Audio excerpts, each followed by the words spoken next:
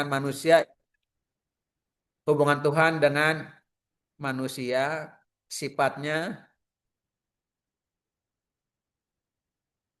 aduh, sifatnya personal. Itu langsung. Itu sifatnya personal dan langsung.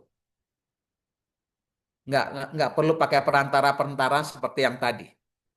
Tuh, ya.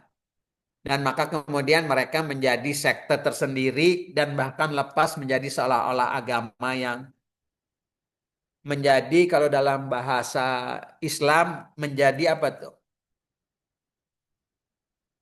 Tahu ini nggak? Nadia tahu ini nggak artinya? Nadia, tahu Kurang nggak tahu artinya bid'ah? Bapak, Nggak tidak tahu. tahu. Kalau heretik tahu nggak bahasa bahasa Inggris? Heretik tahu nggak Nadia? Tolong dibaca Nadia. Apa artinya heretik?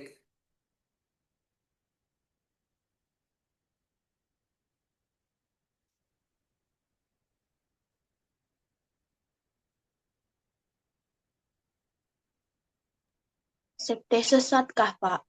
Hah? Sesat kah Bapak artinya? Oh, di bahasa Indonesianya jadi dianggap sesat ya. Sebetulnya jangan nggak baik terjemahan. Heretik atau bid'ah itu dianggap ancaman bagi yang mainstream. Nah, tuh. Jadi heretik atau bid'ah itu dianggap ancaman bagi yang mainstream. Ya, dalam Islam yang dianggap ancaman bagi yang mainstream itu apa biasanya? Dulu saya lupa tuh ada yang bagian dari Islam yang dianggap ancaman bagi yang mainstream.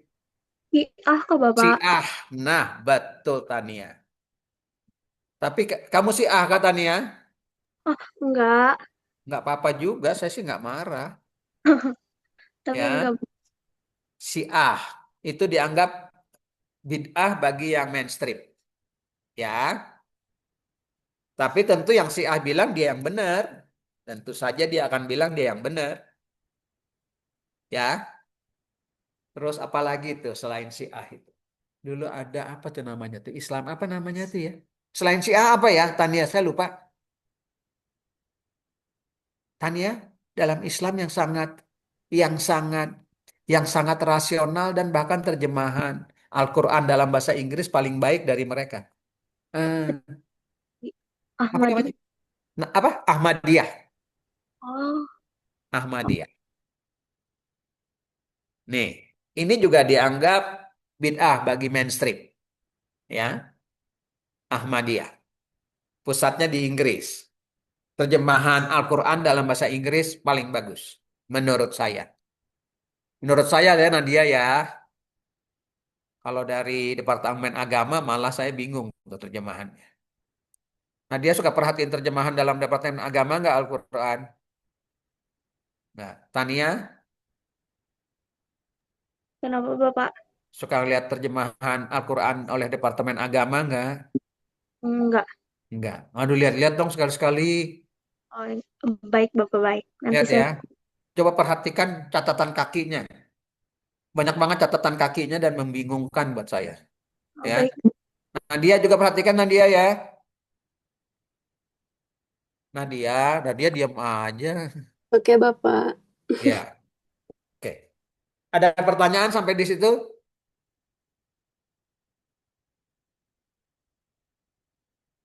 Oke. Ketika saya ulang lagi kembali ke atas, ketika kamu ditimbulkan perasaan-perasaan emosi-emosi tadi, maka diri kamu merasa sebagai satu komunitas dalam istilahnya Turner. Satu satu komunitas yang merasa solider dengan sebagai satu komunitas. Solidaritas. Istilahnya dalam antropologi sebagai satu komunitas. Dalam satu komunitas itu semua orang setara, tidak ada perbedaan. Kamu di masjid itu ada perbedaan nggak antara presiden dengan orang biasa? Harusnya, Tania. Harusnya nggak ada sih Bapak. Jadi kalau kita dalam satu komunitas itu semua orang setara gitu ya dan tidak berbeda dengan yang lainnya. Gitu ya. Jadi di sini tidak ada hierarki. Tidak ada siapa yang duluan datang, duluan yang masuk ke yang duduk di depan. Gitu. Setara itu bukan setaya ya, salah saya. Setara. Ya.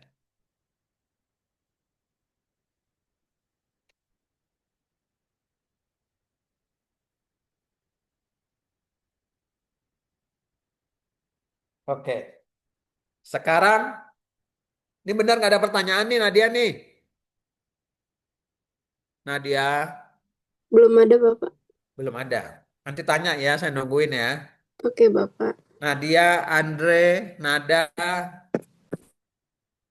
Ata, Reliana, Tania, Nada, Kamila, Zauza, Reza harus nanya ya. Secara antropologi, asal origin dari agama itu biasanya dihubungkan dengan yang namanya tentu sebetulnya secara pasti kita tidak mengerti, tidak tahu pasti asal usul agama. Tapi kalau dalam dunia antropologi meskipun demikian kita bisa berspekulasi dengan kerangka perkembangan manusia.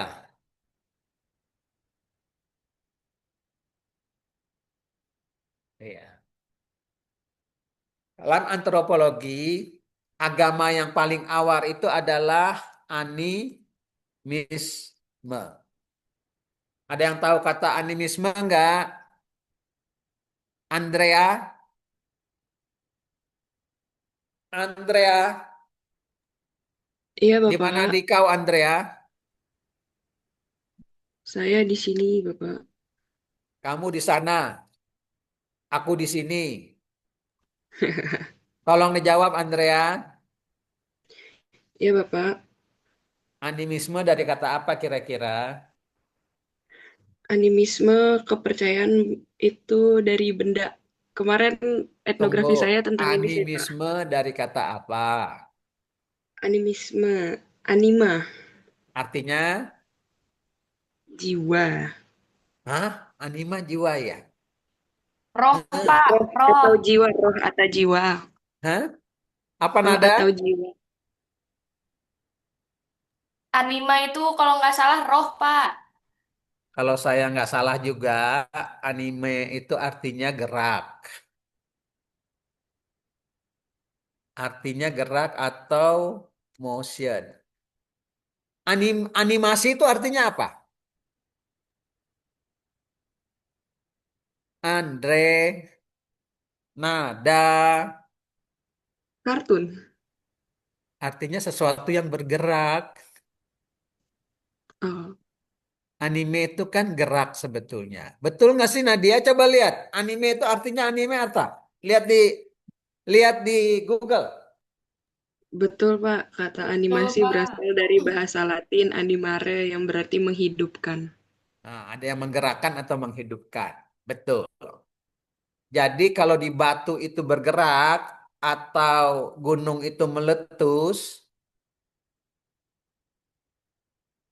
atau laut itu bergerak menjadi ombak, ombak besar, itu ada yang menggerakkan.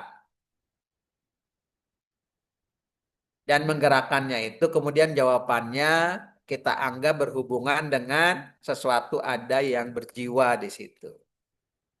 Ada spiritnya yang menggerakkan. Kalau malam-malam Nadia lagi tidur, ngelihat di luar pohon pisang, daun pisangnya bergerak-gerak, maka pohon pisang itu ada yang menggerakkan. Ada hantunya Nadia, ada jinnya, bener nggak sih? Nah, katanya secara evolusi, kalau kita melihat perkembangan manusia dari sangat sederhana menjadi apa? menjadi makin kompleks, dia melihat alam semesta itu ada jiwa itu atau roh itu yang menggerakkan alam semesta itu. Itu ya. Sesuatu hal itu ada rohnya atau jiwanya yang menggerakkan itu. Kalau gunung meletus mengeluarkan larva, maka gunung itu punya roh atau jiwa yang menggerakkan larva itu keluar dari gunung itu. Gitu kurang lebih. Itu cara berpikir menurut antropologi secara spekulatif, kira-kira begitu awalnya. Atau Nadia suatu malam tidur, tiba-tiba dia bermimpi ketemu calon pacarnya dalam mimpinya. Pacar idamannya. Benar nggak Nadia? Pernah mimpi nggak? Nggak. Terus bermimpi pergi bareng-bareng ke satu taman yang indah banget.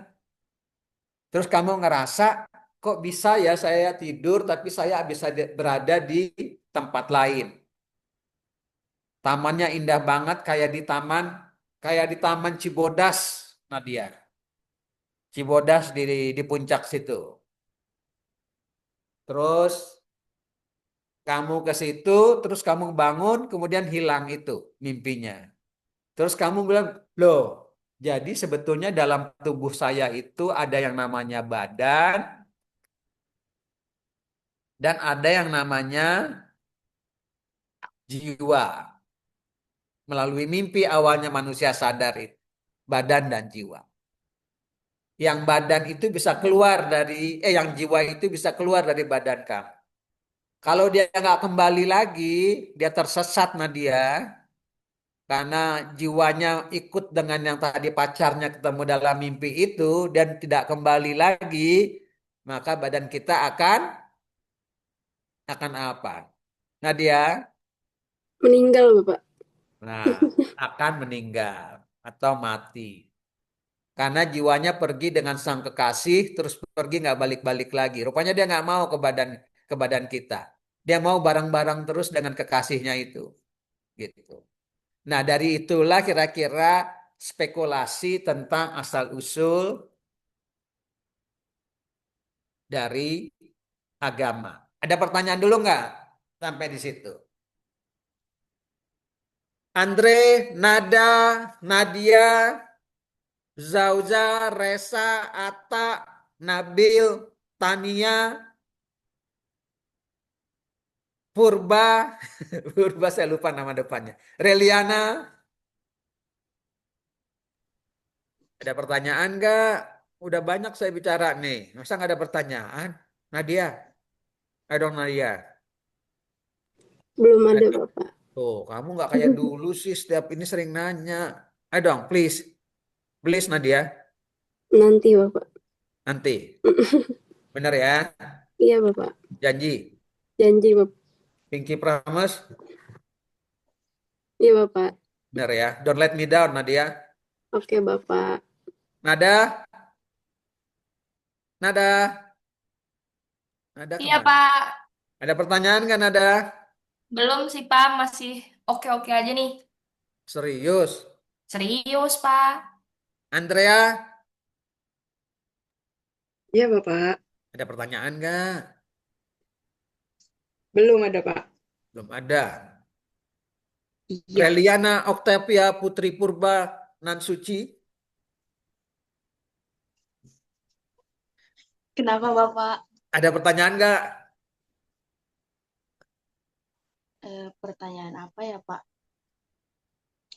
Masa semua yang saya jelaskan jelas sih? Kalau untuk sekte sesat itu gimana ya Pak? Sekte sesat selalu ukurannya dari yang mainstream. Kalau yang sesatnya ngerasa nggak sesat. Kamu tahu dulu namanya dalam Islam ada siapa namanya tuh? Siapa namanya? Aiden itu siapa? Siapa? Yang cewek itu. Saya nggak tahu Pak. Siapa dulu yang nada? Yang Aiden itu cewek. Apa tadi, Pak? Eden? Ada tuh yang cewek tuh yang mendirikan agama sendiri. Siapa namanya? Aiden saya lupa dulu cewek tuh. Lina Aiden Pak. Siapa namanya? Lina Aiden. Bener ya, Lina Aiden ya? yang dia ini Lia. dia ngerasa apa gitu saya lupa lah. Ngerasa nabi sendiri apa gitu. Nggak ada yang inget ya? Lia Eden. Oh iya, Lia Eden. Itu siapa yang baru bicara? Andrea, Pak. Oh, Andrea. Iya, Andrea. Lia Eden.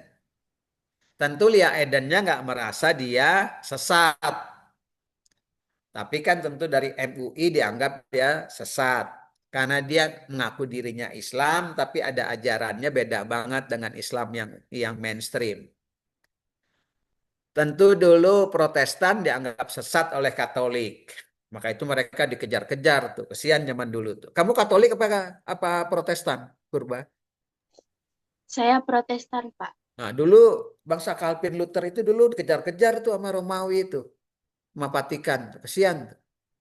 Tapi lama-lama kemudian dia akhirnya banyak umatnya dan tentu saja Katolik tidak bisa apa-apa lagi. Tapi justru karena protes mereka, Katolik memperbaiki diri. Gitu ya. Kira-kira begitu ya. Jadi ngejawab nggak, Reliana?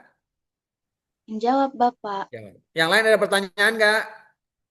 Bapak kalau dinamisme dong, Bapak. Oh iya, kamu udah lompat duluan. Pertanyaan yang udah ada belum? Yang sudah disampaikan? Nggak ada. Nah, dari animisme, nanti saya ke sana ya. Dari animisme, jadi semua segala sesuatu itu bergerak. Kemudian mulai dikasih figurasinya, dikasih figur-figur. Yang menggerakkan gunung itu ada dewa gunung. Yang menggerakkan laut itu ada dewa laut. Gitu kan? Dan segala macam. Ada dewa angin. Maka berkembanglah namanya poli. Poli itu artinya banyak. Politeisme. Ya. Banyak dewanya. Gitu. Ya gitu ya. Dan itu sangat dinamis. Bahkan antara satu dewa dengan dewa lain bisa berantem tuh. Nanti ada dewa kebaikan, dewa pemelihara tuh dalam agama Hindu apa? Tahu nggak? Tahu nggak? Dewa Tania. Wisnu. Kalau dewa perusak, dewa perusak, dewa Dewa perusak itu Siwa, Bapak. Siwa. Tapi biasanya kalau dia ngerusak, Siwa itu berubah menjadi bentuk raksasa atau buto. Tahu buto nggak? Gitu. Ya, bertaring gede. Jadi kayak Eka Dasar Rudra ya. Gitu. Dan dia sangat dinamis itu. Dalam agama Yunani juga begitu. Dewa-dewa itu saling berantem satu sama lain, ada yang membantu manusia, ada yang menjahati manusia. Dewa-dewa itu punya perasaan cemburu, punya perasaan iri kepada manusia. Jadi dia sangat, ini disebut itu, ya.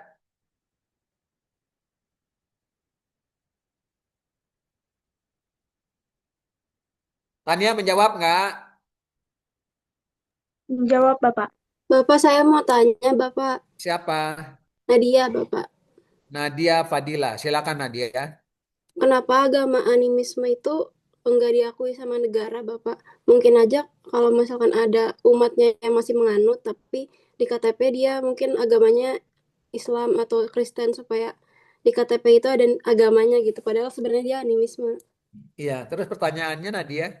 Kenapa negara itu enggak mengakui animisme dan agama lain itu, Bapak? Iya, itu urusan politik Nadia. Jadi saya susah kalau jawab politik itu. Itu saya bisa cerita kalau kamu baca master thesis saya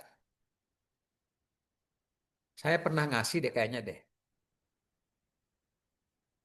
Saya pernah ngasih nggak Nadia ini? Belum, Bapak. Modernization. Saya pernah ngasih deh. Lupa Nadia ya. Dulu agama Hindu Bali, jadi dulu bukan Hindu ya, agama Bali itu mirip dengan animisme atau politeisme. Politeisme. Ya, dulu agama Bali. Kemudian jadi mereka tuh banyak dewa-dewanya, banyak tuhan-tuhannya, banyak buta-butanya. Kalau itu yang enggak yang mengganggu nanti banyak raksasa ya di pinggir hutan, di pinggir di perempatan jalan, di kali yang berbahaya dan angker gitu, itu ada penghuninya. Gitu. Di tempat-tempat lain yang mendatangkan kebaikan bagi manusia juga ada penghuninya. Itu dianggap ada penjaganya semua. Ada jiwanya, ada jiwa yang melindungi, ada jiwa yang merusak, ada yang mengganggu, ada yang jahat segala macam. Ketika orang Bali menjadi bagian dari NKRI, dari NKRI, kemudian salah satu tuntutan Pancasila tuh sila pertama apa tuh yang disepakati bersama sebagai satu bangsa? Reliana? Ketuhanan yang Maha Esa, Pak. Ketuhanan yang Maha. Artinya apa tuh Esa tuh? Reliana, artinya Esa apa? Nada, artinya Esa apa Satu, nada? Pak. Satu, Satu, Pak. Pak. Jadi ketuhanan yang satu itu. Jadi kalau kamu mau menjadi bagian dari bangsa Indonesia, maka kamu harus menganut kepercayaan kepada satu Tuhan. Ya. Tapi kan sebetulnya kamu lihat kata ketuhanan itu ke dengan an artinya apa? Reliana? Ke dengan an itu artinya apa? Kalau satu kata ada ke dengan an maksudnya apa? Ke dan an. Iya, ada awalan ke dan ada akhiran an. Maksudnya apa? Satu. Imbuhan. Iya, awalan ke dengan an itu menunjukkan apa ya? Me- Tentu menunjukkan kata benda. Benar? Benar nggak? Tapi Iya, kata Pak. bendanya jadi bersifat abstrak. Abstrak, nggak terlalu konkret. Paham? Abstrak, abstrak. Benar ya? Abstrak. Karena dibikin ke dan an. Ngerti? Nada, Kamila, benar nggak sih ke dan an itu membuat sesuatu itu menjadi lebih abstrak. Betul, Jadi dia Pak. bisa mencakup berbagai hal. Iya, Kalau betul. tadinya disebut misalnya Allah, bisa mencakup yang namanya dalam agama Hindu sekarang,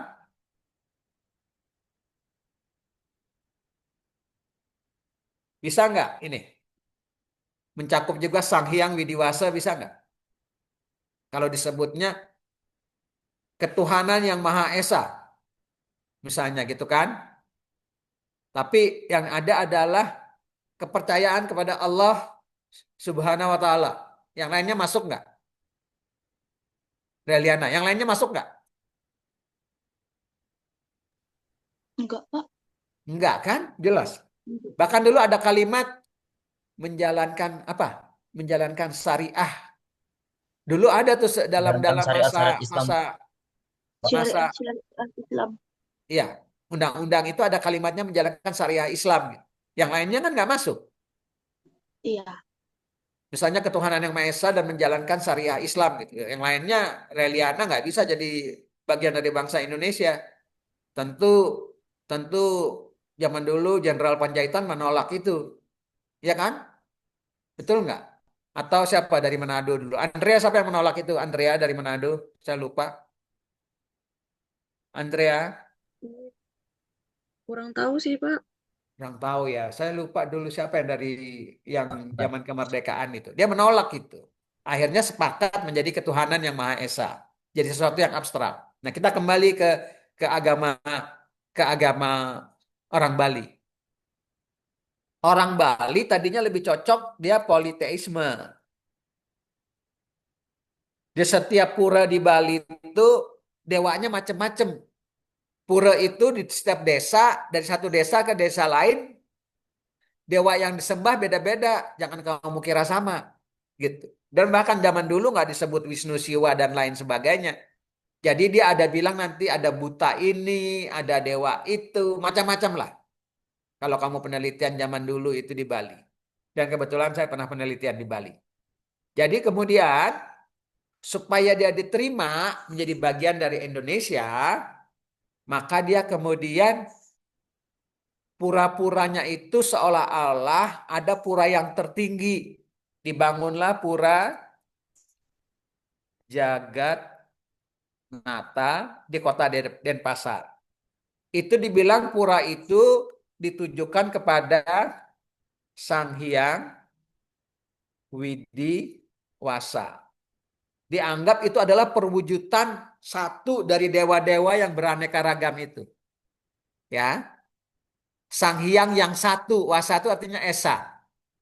Sang Hyang Widi, Sang Hyang yang Widi, Widi itu kalau saya nggak salah yang suci ya. Wasa itu satu. Jadi ada buta apa di desa mana itu perwujudan paling puncaknya adalah Sang Hyang Widiwasa. Dia hanya manifestasi dari aspek-aspek tertentu dari Sang Hyang Widiwasa. Kemudian agama pertama kalinya disebut Hindu. Jadi Hindu kemudian Hindu Bali menjadi Hindu Bali, kemudian menjadi Hindu Dharma.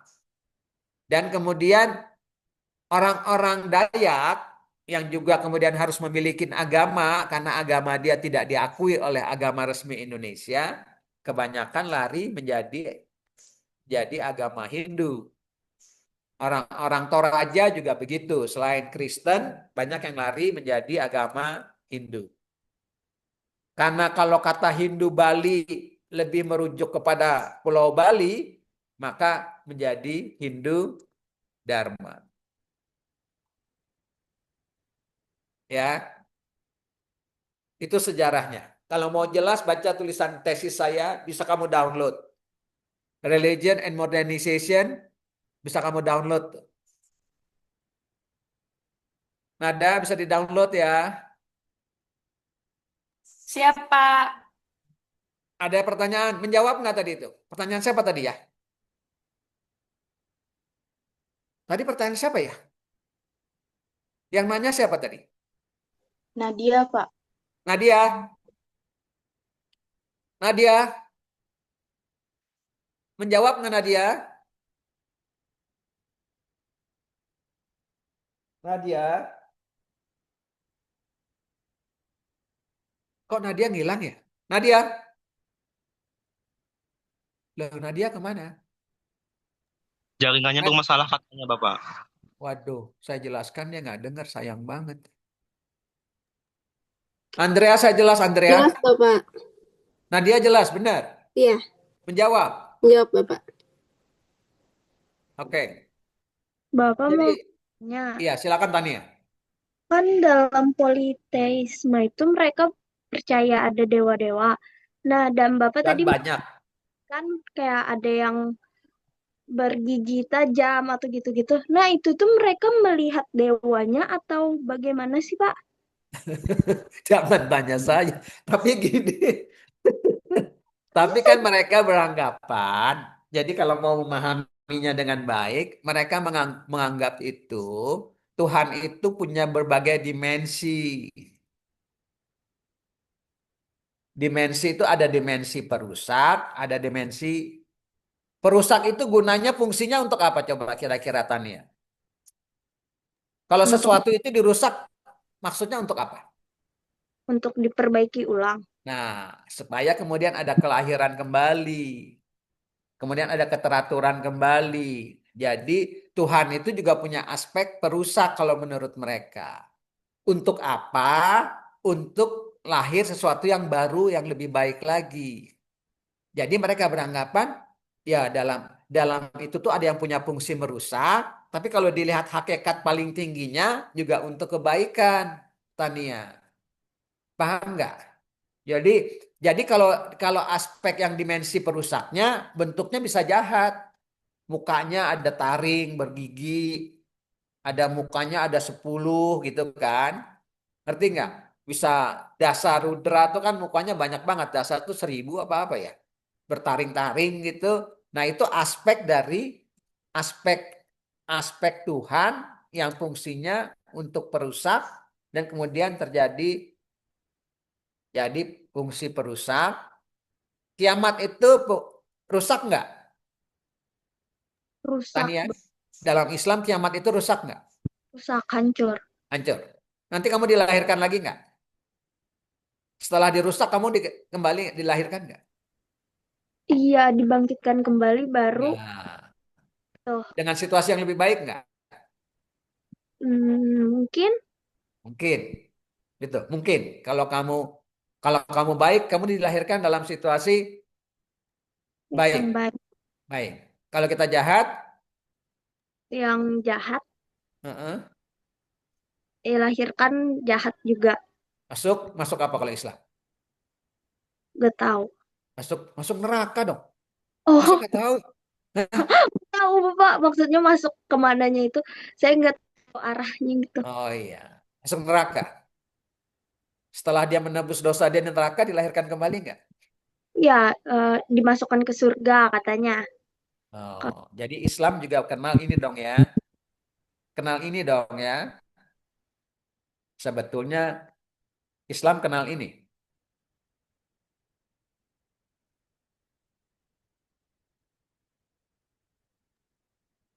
Kalau dalam Islam kayaknya nggak ada Lah tadi kamu barusan cerita. tapi Lah barusan cerita. nggak kalau di akhirat kayak misalnya kayak katanya yang kita dulu masuk dulu ke neraka buat nebus-nebus dosa kita yang pada Ya. dunia, Heeh. terus dimasukkan ke surga gitu aja Iya, Bapak. artinya dilahirkan kembali dalam wujud yang lebih baik kan? Dilahirkan atau nggak tahu. Nah, jadi sebetulnya artinya prinsip dasarnya di dalamnya itu kamu ngerti ya soal perusak segala macam tadi itu ya? Di Paham kalau semua agama juga ada sebetulnya. Tapi kadang-kadang yang kita berpikirnya nggak mau berpikir lebih luas dari itu, kemudian kita punya dalam istilah antropologi itu apa tuh? Stereo, stereo, stereotype, ya, itu. Itu adalah cultural apa? Stereotype atau apa istilahnya? Kita memandangnya dasarkan sudut pandang kita, terus kita nggak mau mengerti sudut pandang orang lain. Seringkali sebetulnya sudut pandangnya sama, diambil hakikatnya. Tadi kamu kan ketika saya bilang, jadi orang Islam juga kenal reinkarnasi ya. Nah, begitu saya sebut begitu, wah enggak Pak, gitu. Loh kan hakikatnya sama. Itu jadinya etnosentris tuh. Padahal, padahal di dalamnya mirip-mirip aja. Kalau ambil yang paling intinya. Mudah-mudahan menjawab Tania ya. terima kasih Bapak. Ya, ada yang lain nggak?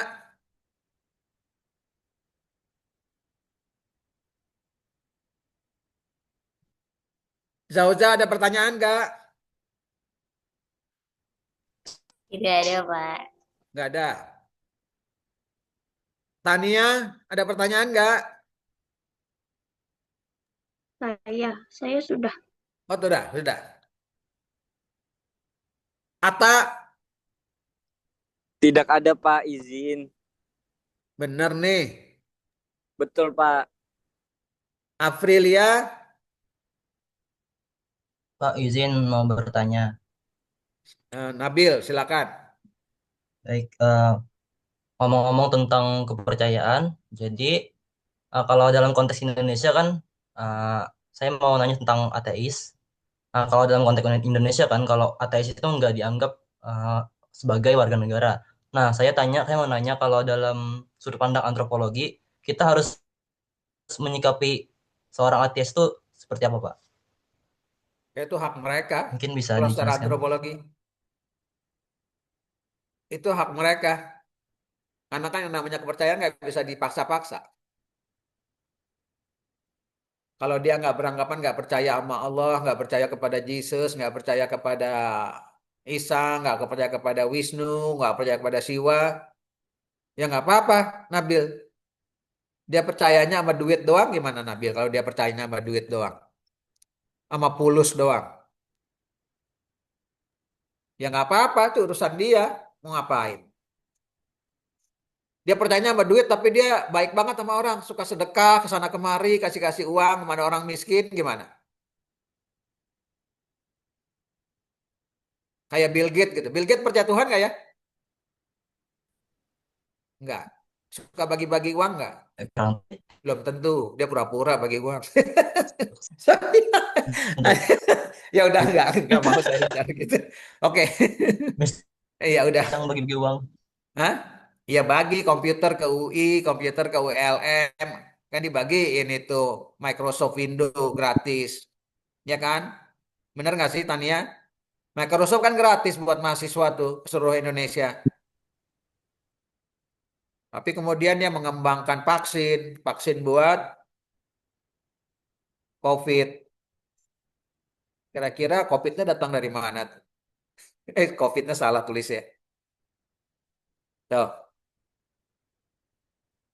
Ada yang membiayai nggak sih itu ke COVID jadi lahir tuh? Oke. Nggak tahu, no comment ya Tania ya. Ya, no comment Bapak. Bapak tahu multi religion nggak Bapak? Nggak tahu. Banyak Saya agama. Kayaknya orangnya nganutnya nanti dia bisa juga Buddha, bisa juga Islam, bisa juga Kristen. Jadi soalnya ada tadi jadi dia lewat. mana suka kalau lagi bergaul sama kamu dia bilang Islam. Ikut selamatan dapat makan. Terus kalau lagi ada acara gereja makannya enak-enak deh ke gereja. Wah asik juga tuh. Ya multi religion dia. Ada nggak Oh, orang kayak gitu? Ada. ada Bapak tadi lihat di TikTok. Dia Nah, kan kamu tahu agama ini nggak? Nih saya mau lihat kasih tahu kamu nih. Nih tahu pernah dengar? Saya pernah diajak tuh ikut. Nih, waktu saya di Belanda tuh. Tuh, Bahai. Nah, Bahai ini Muhammad diakui Muhammad diakui sebagai utusan Allah. Yesus juga diakui sebagai manifestasi Tuhan di dunia ini untuk menebus dosa asal manusia. Dia juga percaya yang lain-lain. Nah, itu bisa dibilang kali Bahai itu terdiri dari berbagai religi, terus jadi satu di dia. Gitu. Kali itu multi religion bisa kita bilang begitu. Saya sering diajak makan tuh. Mereka kalau makannya enak banget tuh. Pakai tampah gede, ada nasi biryani, ada kambing gede-gede, paha-paha gitu. Ya saya ikut aja makannya. Saya lagi jadi mahasiswa di Belanda. Laper, Tania. Tapi agamanya kan saya nggak ikutin. Makannya aja saya diajak makan, saya ikutin. Boleh kan Tania? boleh Bapak. Boleh kan? Mereka lagi menyebarkan agama tapi saya nggak ikut. Ikut makannya aja. Andre, Andrea, Iya, Bapak. ada bahaya nggak di Manado? Nggak ada sih harusnya, Pak. Nggak ada. Karena kan di sana dominannya mayoritasnya Kristen Ada aja. Mormon nggak? Katolik pasti Mormon ada ada. nggak? Ada. Sering makan nggak Mormon? Makan bersama? Mungkin Oh nggak pernah ikut ya? kan saya belum balik ke Manado lagi, Bapak. Oh iya belum balik ya. Oke. Ada pertanyaan lain?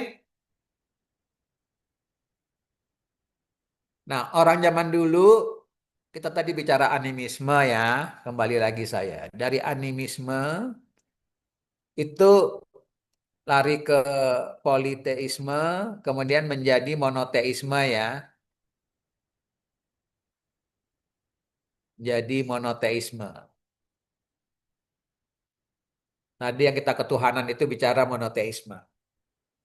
Tapi agama juga punya fungsi seringkali di dalam suku-suku bangsa tertentu dalam kehidupan itu ada mana. Mana itu semacam apa ya? Ada hal-hal yang bisa membawa keberuntungan kamu. Misalnya Nabil punya gelang, gelangnya itu ada mana, dan kemudian kalau kamu bawa kemana-mana, wah cewek pada naksir tuh. Jadi gelangnya penuh dengan mukjizat pengasih. Nah, nanti kalau Nabil di samping Tania, Tania langsung naksir sama Nabil. Berarti Kan? seperti jimat ya, Bapak? Iya, seperti jimat. Ya, seperti jimat. Tapi kalau mana itu kekuatan itu biasanya kalau dalam kebudayaan tertentu hanya ada kepada orang-orang tertentu.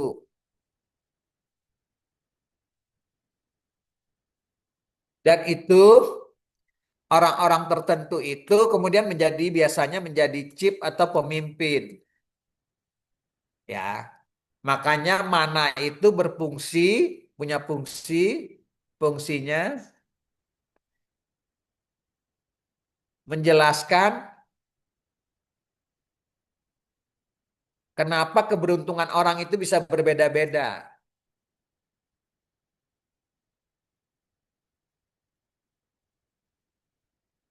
Bisa berbeda-beda. Itu fungsinya. Ngerti ya? Itu fungsinya. Kenapa chip itu lebih untung daripada warga biasa? Karena dia punya mana. Gitu. Nabil jelas nggak? Jelas, Pak. Nabil kenapa banyak cewek yang naksir Nabil? Karena Nabil punya makna. Sehingga Atta jadi ngiri kan? Nggak boleh ngiri Atta. Karena Nabil punya mana Atta? Atta. Enggak, ya Pak. Jadi Nabil punya mana karena itu banyak cewek yang naksir dia. Kamu nggak boleh ngiri. Atta. Iya Pak. Atta Enggak ngikutin nggak sih diskusi saya nih? ngikutin tapi saya lagi di luar. Aduh, kayaknya nggak ngikutin nih. Ngikutin Pak. Dengar aja kok tadi. Jadi mana itu punya fungsi untuk menjelaskan kenapa keberuntungan orang itu bisa berbeda-beda. Ya, Itu ya. oke. Bapak, Ya. Gendis, kenapa Gendis? Kamu mau nanya ya? iya, Iya, Gendis. jadi mana itu kayak energi sihir kah? Kayak energi apa? Energi sihir. Enggak harus sihir ya, tapi bisa dalam bentuk nyihir bikin orang jadi suka sama dia gitu kan, jadi sayang sama dia, atau bisa dia dikagumi orang, jadi bisa jadi pemimpin gitu. Ya bisa kalau bilang kamu mau menggunakan kata sihir. Tapi ada kekuatan yang membawa keberuntungan buat orang yang memegangnya, yang memilikinya. Biasanya dalam kebudayaan Jawa tuh bisa dalam bentuknya keris tertentu tuh ada mananya. Gitu. Kalau orang megang keris itu, maka dia bisa menjadi raja. Gitu. Misalnya ya, ini misalnya. Gitu. Dan itu digunakan oleh orang Jawa menjelaskan kenapa seseorang itu bisa menjadi raja. Karena dia, kalau dalam bahasa Jawa itu bukan mana sih. Ada pulungnya dia. Nih, tuh. Kalau bahasa Jawa. Dia mendapatkan pulung. Ya, dalam dirinya tuh ada pulung yang datang ke diri dia. Perwujudan pulungnya bisa dalam keris atau dalam mahkota atau dalam apapun yang lain. Tania gitu ya. Bisa juga dalam bambu. Tahu bambu petok nggak? Enggak. Ada orang Jawa nggak di sini? Bambu Izin petok. Bapak, saya Hah? saya orang tuanya orang Jawa. Pernah dengar kata bambu petok nggak? Yang Hmm, ada kalau orang Jawa bukan bilang mana, bukan. Ada ininya nih. Ini. Ada kodamnya. Kodam tuh benar nggak sih tulisannya begitu? Coba Ata lihat di internet apa arti kodam. Nabil lihat di internet. Gendis coba lihat di internet apa arti kodam.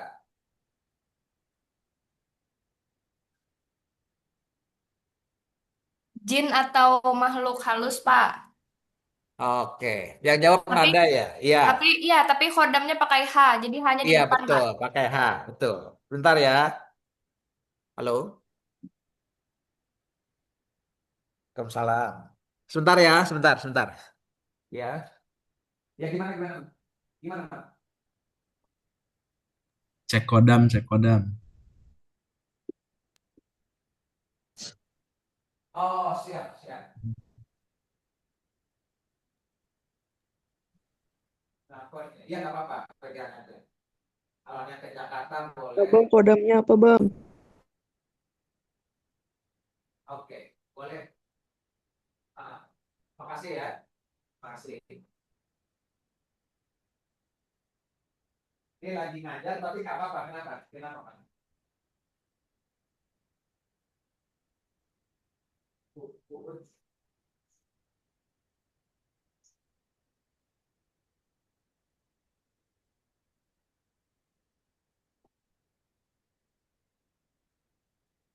Si Uud.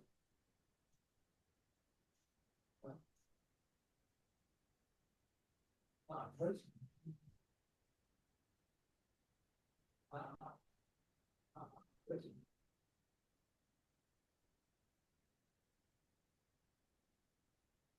Oh, bagus dong. Alhamdulillah. Itu.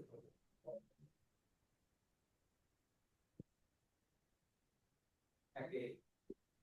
Itu Kevin ada yang ngasih tahu. Kevin ada yang ngasih tahu. Kevin ada yang ngasih tahu ke dia. Oh, nanti kalau itu harus bilang dari Kevin dan terima kasih. Ah, ah, ah.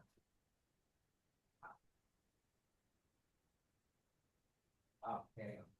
Kalau itu bertelepon dia dan sebentar saja ini. Kapan itu kejadiannya kapan? Kemarin tuh hari Senin. Senin dia datang ke rumah. Ah, ah. Satu. Terus Andin nelpon terus. Sempat ketemu sama mereka. Seperti itu. Berapa orang itu? Uut berapa orang? Oh, gitu. Oh, gitu. Akhir. Oh, ada juga ikut. Ada ikut. Ariel itu yang pinjam aku duit itu kan?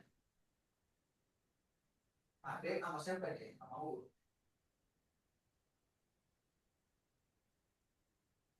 Oh, jadi justru ada yang sekarang kamu begini. Begini.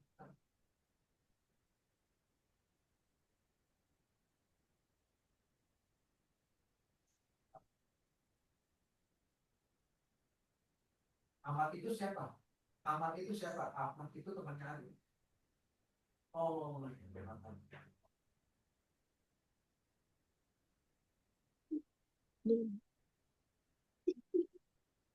Iya. Pas.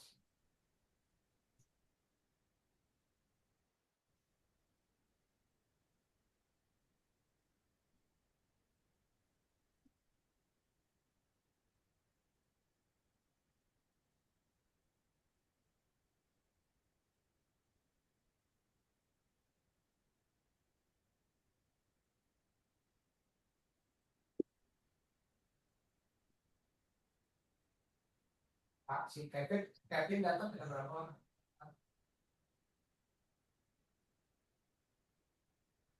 Udah tinggal pembeliannya di sini. Nah, nah, nah, masih ya, kasih salam buat Adit. Ya, ya, ya, sama-sama.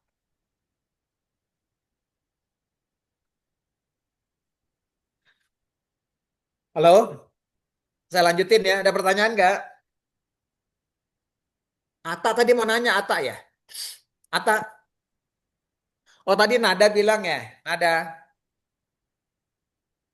Nada. Iya, Pak.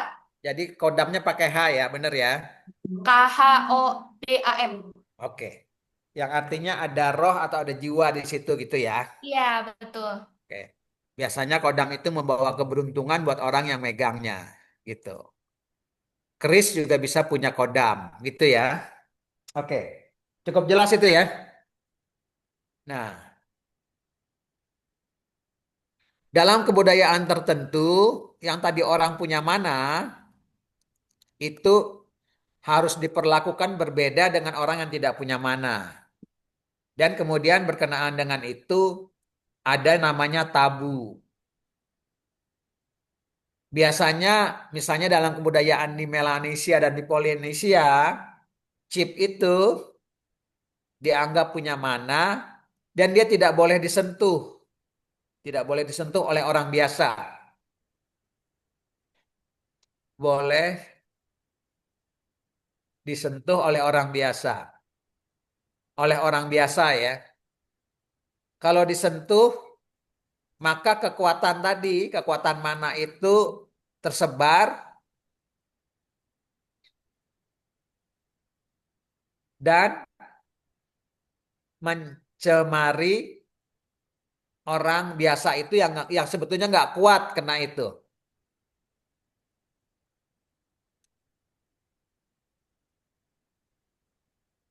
Dan tidak kuat akan kekuatannya.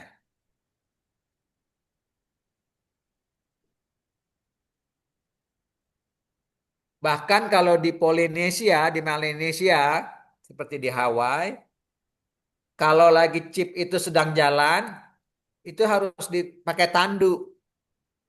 Dia nggak boleh nginjak tanah kakinya. Kalau dia nginjak tanah, kemudian tanah itu diinjak oleh orang biasa, maka orang biasa akan sakit. Gitu. Jadi ada tabu berkaitan dengan mana itu. Paham ya?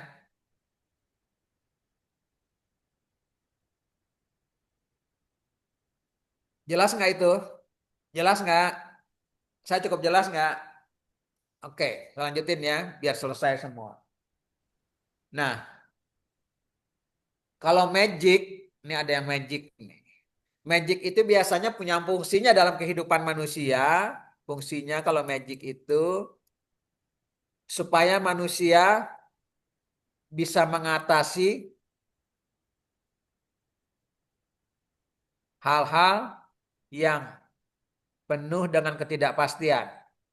Dengan ketidakpastian. Jadi kalau orang Melanesia mau berlayar cari ikan, banyak hal tuh yang penuh dengan ketidakpastian. Ombak yang gede bisa datang setiap saat, badai bisa datang setiap saat. Maka mereka seringkali menggunakan magic yang membuat mereka bisa mengatasi ketidakpastian itu. Kalau sesuatu hal itu bisa dijelaskan dan diatasi dengan pengalaman biasa,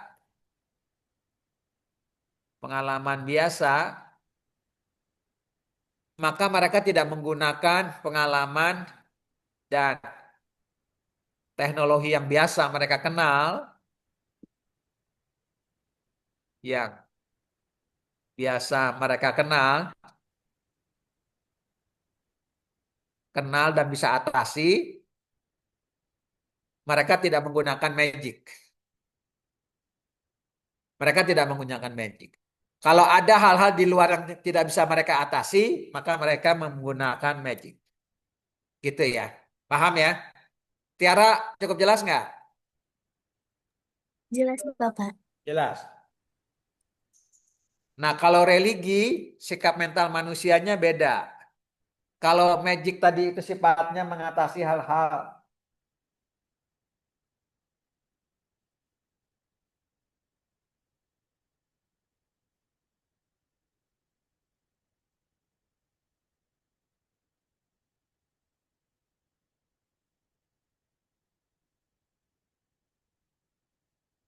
kalau religi atau religion, sikap mentalnya bukan bukan mengatasi itu dengan teknik-teknik tertentu, tapi justru apa tuh? Apa tuh? Eh,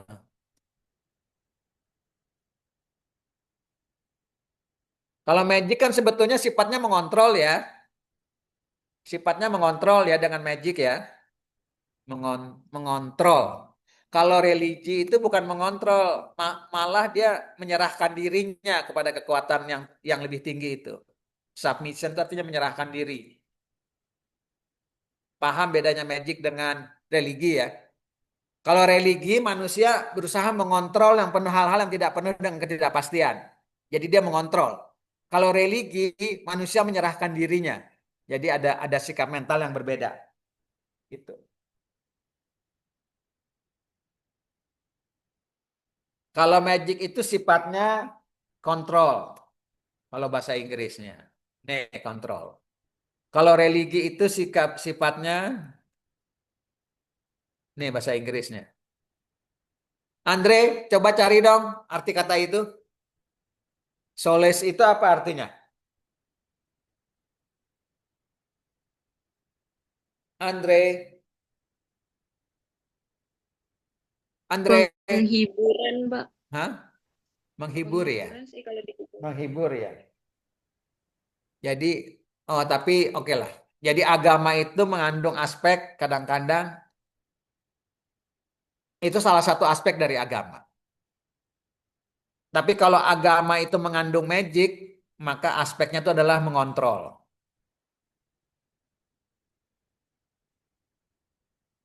Tapi agama juga bisa mengandung kemeriahan. Jadi dia menghibur.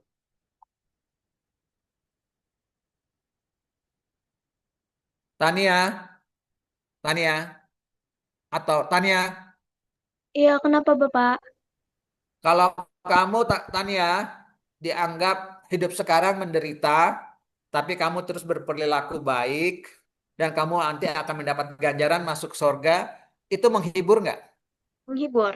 Nah, itu sifat dari agama juga mengandung yang menghibur gitu.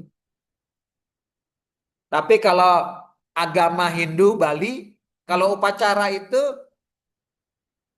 nah ini saya mau kasih tahu kamu nih. Upacara itu kalau di Bali adalah upacara yang dirayakan, perayaan yang diupacarakan. Ngerti nggak maksud kalimat saya? Jadi kalau dalam agama Bali, upacara dengan hiburan itu jadi satu. Upacara yang dirayakan atau perayaan yang diupacarakan. Paham maksud saya ya? Makanya dia penuh dengan berbagai hal kayak festival itu kalau ke dalam kebudayaan Bali upacara itu. Yo, kayak festival jadi. Jadi dia mengandung aspek hiburan. Paham ya? Tapi agama juga menimbulkan perasaan.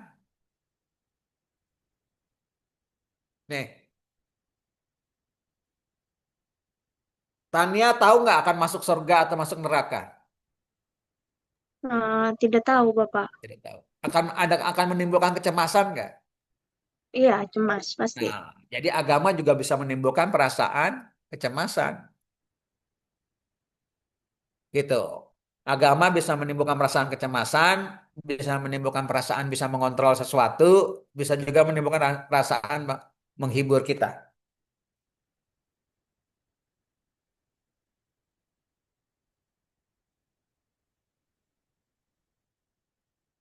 Terus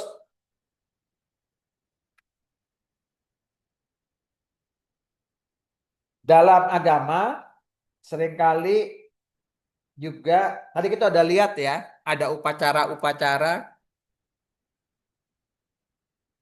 dalam situasi-situasi krisis, ada upacara-upacara peralihan namanya. Yang dianggap penuh dengan mara bahaya dan membawa pancaroba buat kehidupan manusia. Jadi ada ritus-ritus peralihan. Anak kecil menjadi orang dewasa itu ritus peralihan. Orang dewasa menjadi berkeluarga itu banyak tantangannya, banyak masalahnya. Kalau dia salah-salah dalam melakukan itu, maka hancur kehidupan dia. Itu ada upacaranya. Ketika orang meninggal juga ada upacaranya. Ya. Jadi ada yang kita sebut dengan peralihan. Upacara-upacara peralihan. Akil balik, perkawinan, apalagi kematian gitu. Nah, secara antropologi upacara peralihan itu mengandung 3 macam hal sebetulnya.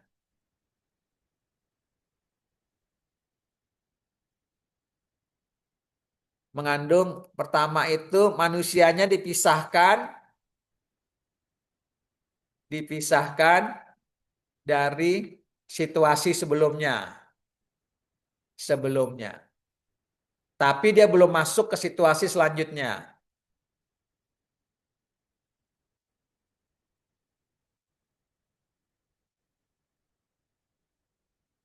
Sebetulnya kalau zaman dulu posma itu upacara peralihan. Jadi dia sudah tidak lagi menjadi anak SMA, tapi dia juga belum diterima sebagai mahasiswa. Nah, itu peralihan.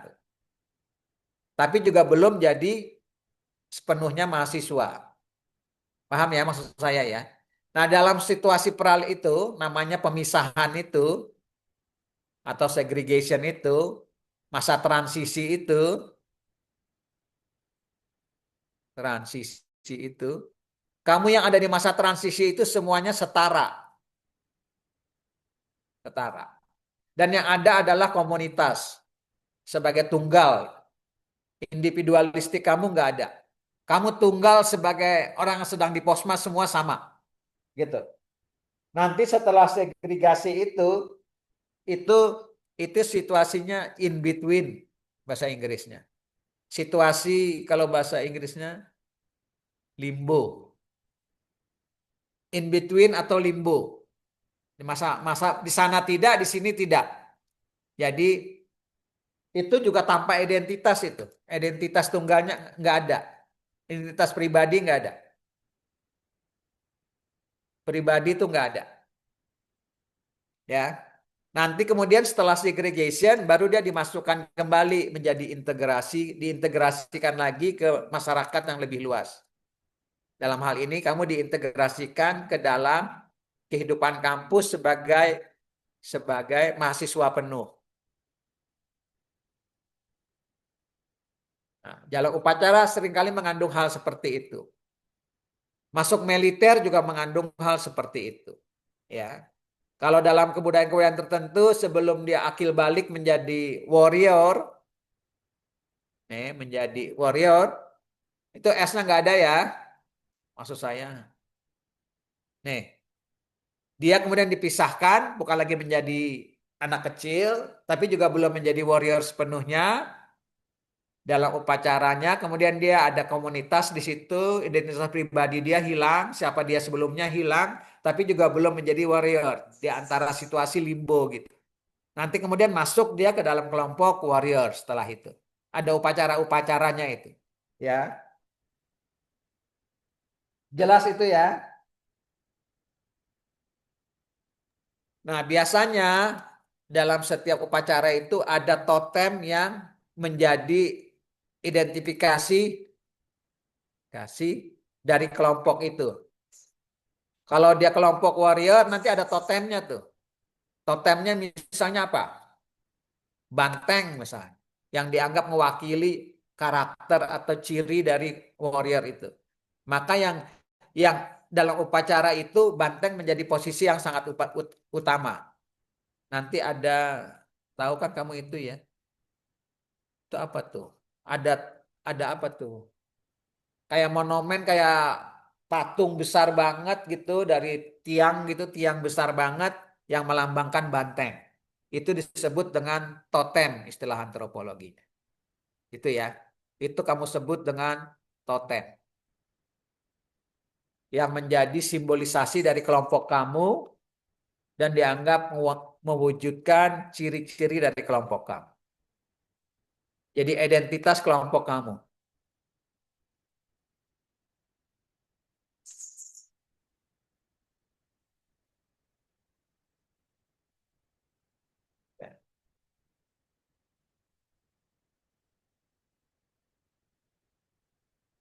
Dikit lagi, saya dikit lagi. Kemudian agama juga bisa berfungsi seperti agama di India itu. Agama India itu punya hubungan dengan religi, dengan ekologi. Tapi tidak hanya agama di India, ada hubungannya dengan ekologi. Ekologi. Di India itu sapi itu dianggap hewan yang suci dan tidak boleh dibunuh dan dimakan. Ini ada relasinya dengan ekologi karena orang India sapi itu sangat penting untuk untuk keperluan mereka luar pertanian mereka. Mereka tuh sapi tahu kan ya digunakan untuk membajak dan segala macam. Jadi membunuh sapi sama saja dengan membunuh sumber mata pencarian kamu. Alat yang sangat penting, alat vital untuk tuh untuk life.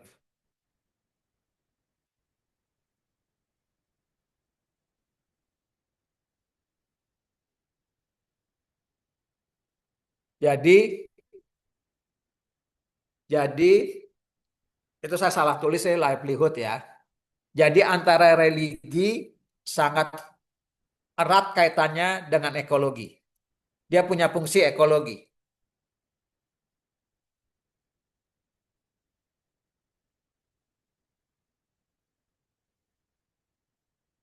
Ada pertanyaan sampai di situ?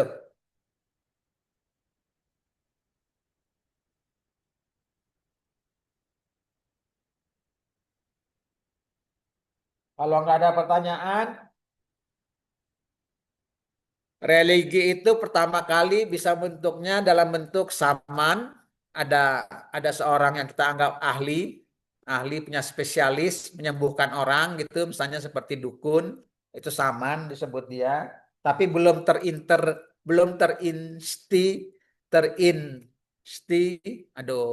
belum terperanatakan, masih bersifat individu, belum terperanatakan,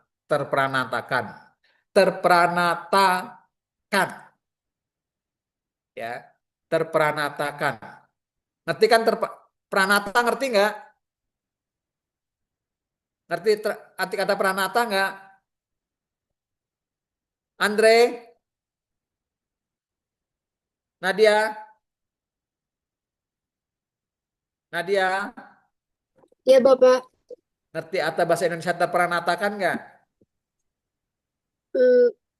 Ngerti, Bapak. Institutionalization. Gimana tuh?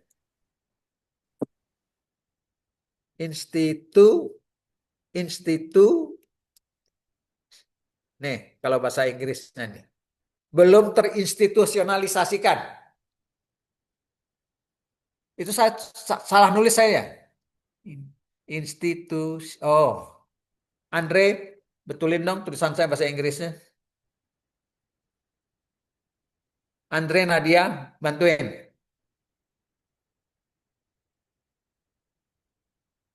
Andre, Nadia, bantuin tulisannya. Iya, Bapak. Institutionalize it.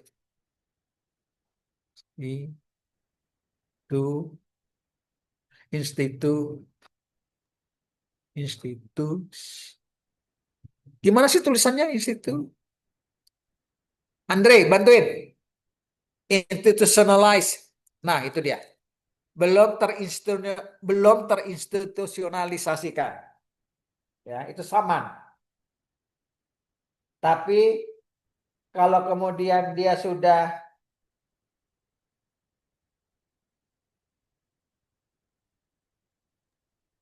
ini kemudian spesialisnya kemudian sudah full time sifatnya dengan berbagai dewa-dewa tertentu yang mereka berkaitan dengan mereka itu menjadi politeisme. Dan itu udah terinstitusionalisasikan para expert agamanya. Kemudian itu bisa berkembang menjadi namanya dari saman kalau sudah terinstitusionalisasikan menjadi communal religion, menjadi terinstitusionalisasikan, kemudian dari komunal menjadi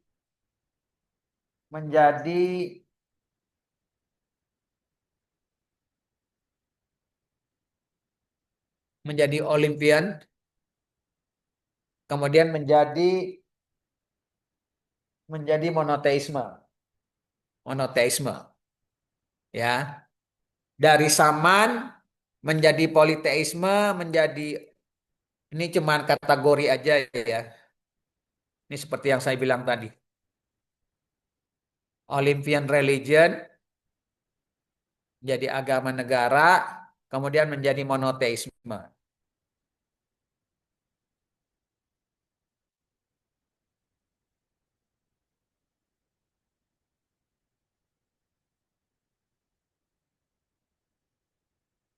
Nah, dalam agama tadi juga seringkali berelasi dengan yang namanya tadi magic atau witchcraft.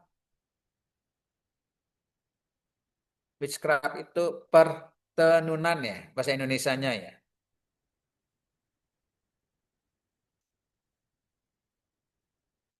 Magic, pertenunan, dan lain sebagainya. Misalnya kalau Tirta dianggap lebih kaya dari teman-teman lainnya gitu secara tidak wajar, maka kemudian Tirta bisa dianggap punya magic atau menggunakan tenun. Sehingga Tirta lebih kaya dari yang lain-lainnya. Tirta dengar saya ya? Tirta. Waduh, nggak ngikutin nih. Andre ngikutin, Andre? Ngikutin, Pak. Nah, Tirta ngikutin ya. Kalau Ya, kamu Pak. di kampung kamu lebih kaya dari yang lainnya, kamu dianggap tuh menggunakan magic atau menggunakan tenun, dan kemudian kamu biasanya dikucilkan. Dikucilkan, digosipkan, dan lain sebagainya yang sifatnya negatif. Nah, hal-hal seperti ini sebenarnya punya fungsi mengembalikan artinya punya bahasa Inggrisnya punya fungsi leveling mechanism. Jadi mekanisme yang mengembalikan hal-hal yang berbeda tadi. Jadi pengucilan, penggosipan itu adalah leveling mechanism. Menyamakan kembali hal-hal yang berbeda menyolok itu. Dengan elemen yang kita sebut dengan magic, witchcraft yang diikuti dengan penggosipan, pengucilan, dan pemboikotan. Jadi kalau agama dalam bentuk magic dan witchcraft, dia punya fungsi sebagai leveling mechanism. Ya, yang mengikuti magic dan witchcraft itu biasanya penggosipan, pengucilan, dan lain sebagainya. Itu ya, udah paham. Agama juga seringkali penderitaan yang dialami oleh satu kelompok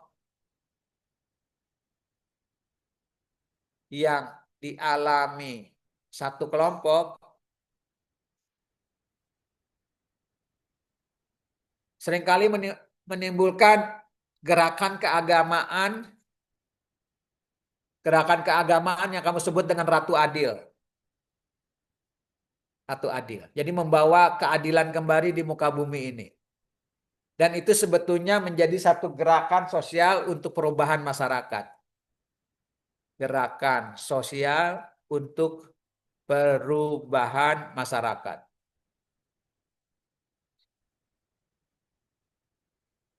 Jelas nggak saya tuh? Jelas nggak?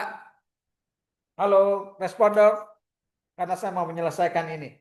Jelas, Bapak. Jelas. Tapi agama juga kalau dia kecewa dengan situasi yang ada, tadi bisa menyebabkan gerakan Ratu Adil, tapi juga bisa dia beranggapan yang ada sekarang itu adalah menyimpang dari ajaran sebenarnya yang seharusnya dilakukan manusia dan menyebabkan gerakan yang namanya fundamentalisme. Kembali ke ajaran yang dianggap paling murni karena ada penyimpangan yang dilakukan oleh orang sekarang. Fundamentalisme. Dan fundamentalisme itu ada di berbagai agama, tidak hanya Islam. Kristen juga ada, Islam ada, Yahudi ada. Gitu. Dan di lain-lain agama lainnya. Ya. Jadi agama bisa menimbulkan gerakan sosial yang sifatnya merubah masyarakat, revitalisme dengan gerakan Ratu Adil, atau bisa juga fundamentalisme, gitu ya. Fundamentalisme itu biasanya anti modernisme. Biasanya dia kembali ke yang sebelumnya. Yang modernisme itu dianggap udah menyimpang, jauh dari yang seharusnya. Gitu. Agama bisa juga mengambil bentuk dalam yang namanya agama-agama New Age. Misalnya Scientology, dia hanya percaya seperti ilmu pengetahuan, Scientology, atau gaya-gaya New Age yang hippies itu dengan New Age, dengan gaya-gaya apa tuh, unsur-unsur tradisional diambil tapi dikemas dalam kehidupan modern. Misalnya gerakan-gerakan hippie itu. Gitu. Biasanya seringkali yoga, meditasi, mencari ketenangan diri gitu kan. Ada pertanyaan?